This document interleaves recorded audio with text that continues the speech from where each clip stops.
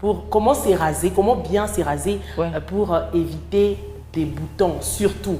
Tu vois? Alors, s'éraser là, on va raser quoi? Les aisselles, les poils. Voilà, alors aujourd'hui, mesdames, donc on va, quand on parle du rasage, bon, le rasage c'est les aisselles et aussi raser les poils pubiens. D'accord.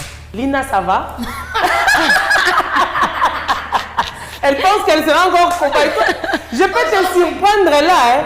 Je serai compagnie encore. Non, mais tu connais déjà la leçon, la avec question. ma chemise, il n'y aura ni aisselle, ni pubis. Franchement, cette équipe, c'est une équipe de malades. Vraiment. Alors, on va démarrer. Alors, on va commencer, mesdames. Aujourd'hui, on va apprendre comment, donc les techniques ou encore les stratégies pour faire un bon rasage. Et plusieurs personnes se plaignent pour dire, quand je me rase, j'ai des boutons. Comment faire pour ne pas avoir des boutons? Alors, il faudra déjà ici savoir que ça dépend de, comment je dirais, la sensibilité de la peau de tout un chacun de nous. Il y a des gens qui ont des peaux tellement sensibles qui, quand elles utilisent par exemple une tondeuse, ça fait des boutons. Quand elles utilisent Bic Rasoir, ça fait des boutons. Il faut peut-être essayer d'échanger des stratégies. C'est pour ça qu'aujourd'hui, je viens avec quelques propositions. Déjà, on le sait très bien, pour s'éraser, que ce soit le poil au niveau des aisselles ou encore les poils pubiens, nous avons besoin d'une tondeuse. Voilà, donc ça marche bien. Donc là, vous pouvez... Hein, est-ce que la tondeuse, c'est approprié juste pour raser ou bien on peut aussi utiliser pour autre chose?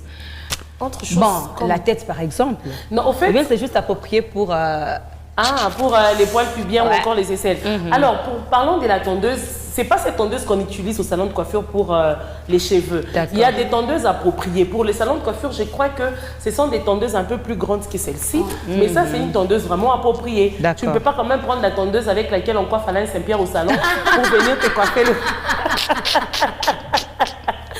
pour venir te coiffer les poils pubiens ou carrément toi tu vas au salon pour dire mon bébé une tondeuse mais s'il arrivait que j'ai ce genre de tondeuse à la maison, je peux utiliser. Ouais, on peut utiliser si quand même. Mais est-ce que je peux utiliser? Après tu nettoies ça. Alors, je crois que Lina, elle est en train de me tenter là. Non, Lina, cette tondeuse là, il faut la remettre chez les propriétaires. J'ai vu la peau pour en faire quoi? Je n'ai pas de barbe. Alors, cette tondeuse-là, la tondeuse qu'on utilise au salon des coiffures, elle n'est pas appropriée pour les aisselles ou encore les poils pubiens, vu sa taille. Et aussi, comment on appelle ça, la lame, hein? Je ne sais pas si c'est la lame, mais je crois, comme vous le dites en swahili, mais non, il y a tondeuse. Vous voyez, pour ça, c'est adapté. Mais pour les cheveux, les lames sont un peu plus grandes. Et par exemple, quand vous voulez vous raser les poils pubiens, c'est impossible. Parce que quand vous prenez la grande tondeuse là, dites-moi, comment vous allez faire? Déjà, quand vous mettez, ça va finir l'espace. Mais je suis sérieuse, arrêtez de me déconcentrer. Quand vous prenez... C'est toi qui nous déconcentres ici et puis tu nous accuses de te déconcentrer. Alors, si vous prenez la tondeuse qu'on utilise au salon de coiffure, comme Lina l'a dit, et que vous voulez vous raser par exemple au niveau des aisselles, elle va vous gêner parce qu'elle va prendre déjà cet espace et ça risque de vous blesser. Et si vous allez avec au niveau de votre pubis, là ça devient encore risqué. Pourquoi? Parce que c'est tellement... la tondeuse elle est grande et lorsque vous la placez surtout vers le bas là-bas, ça va vous gêner, ça risque de vous blesser. Vous allez vous retrouver là-bas, quelque chose est parti, je ne vais pas citer les noms, on va dire elle a dit. Vous avez compris. Donc c'est cette tondeuse qu'on utilise. Et comment utiliser la tondeuse? Pour cette tondeuse... Moi je trouve qu'on allait prendre même Socrate ou Amoun comme notre cobaye. Aujourd'hui je ne prends pas de cobaye, je vais juste expliquer. Alors vous commencez, généralement les tondeuses elles sont chargeables.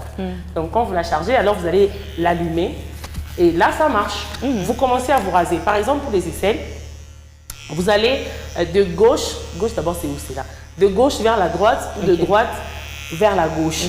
Et aussi, vous prenez de la même manière pour, quand vous voulez vous raser au niveau du pubis. Donc, vous prenez la tondeuse, vous allez de gauche vers la droite, de la droite vers la gauche.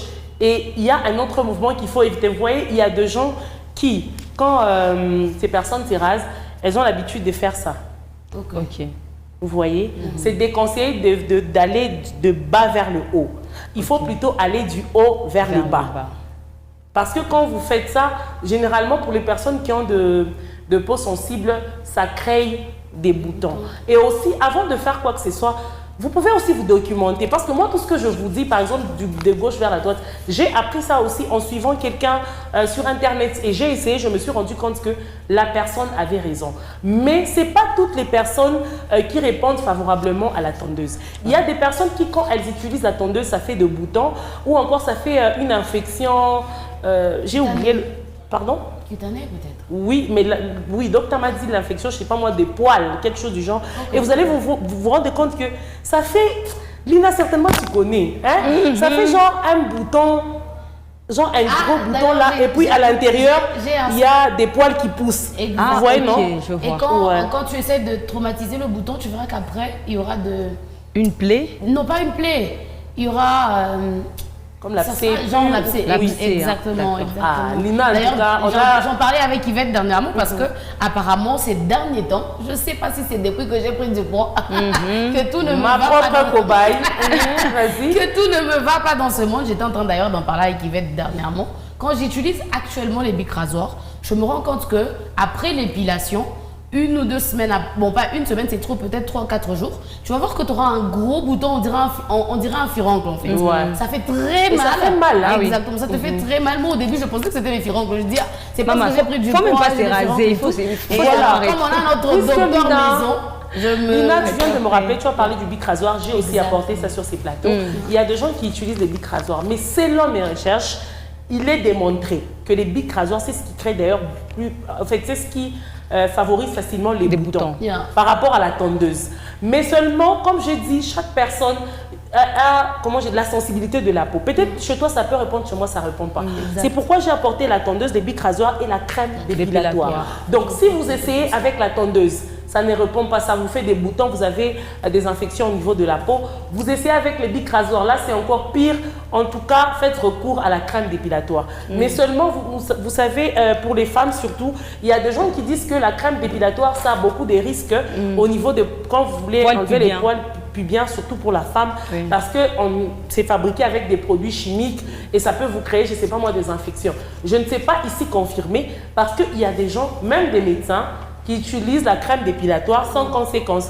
Alors du coup, moi j'ai fini par conclure que ça dépend de l'organisme d'une personne à une autre. Chez moi, ça peut répondre. Et moi, je vous dis, moi j'aime la tondeuse. Moi, j'ai déjà opté pour la tondeuse parce que j'ai l'impression qu'avec la crème dépilatoire, ça risque de... C'est trop de travail. C'est trop de travail. Tu l'es d'abord et puis tu restes. Hein. Depuis que tu étais déjà mis là. Après, tu l'as fait on écrit 5 minutes, mais il y a d'autres pôles qui sont vraiment têtus. Même après 5 minutes. Et puis, tu commences à te promener dans la maison nuit. Je préfère la crème dépilatoire parce que ça me permet de rester un moment dans la douche, de réfléchir sur beaucoup de choses. Mais toi qui réfléchis, moi je suis une personne impatiente en fait, donc ça me nerve. Et puis j'aimerais quand même aussi placer un mot par rapport à ce que tu viens de dire. C'est vrai qu'avec la crème dépilatoire, comme tu as dit, tu peux prendre quelques minutes sous la douche, ça te permet de réfléchir. Ça c'est quand tu as ta propre douche. Quand vous partagez la douche là, il y a des gens qui font une file. J'ai envie de faire comme le monsieur là de sticker.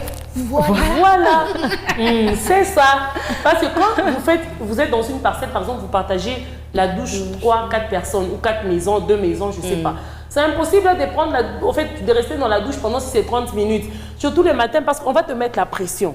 C'est vraiment difficile. Surtout quand la douche et la toilette, c'est seulement là-bas. Quelqu'un a la diarrhée, toi tu es en train de faire une crème épilatoire là-bas. Maman. Tu es toujours dans la bulle. Alors, je suis en train même dans la chambre. C'est ça dans la chambre. Tu peux faire dans ta chambre avant d'aller sous la douche dans ce cas. Oui, vous pouvez le faire dans la chambre à coucher. Et puis après, vous allez enlever vos poils. Voilà, c'est simple. Alors moi, j'aimerais recommander aux gens, si vous vous rendez compte que, j'insiste, la tondeuse,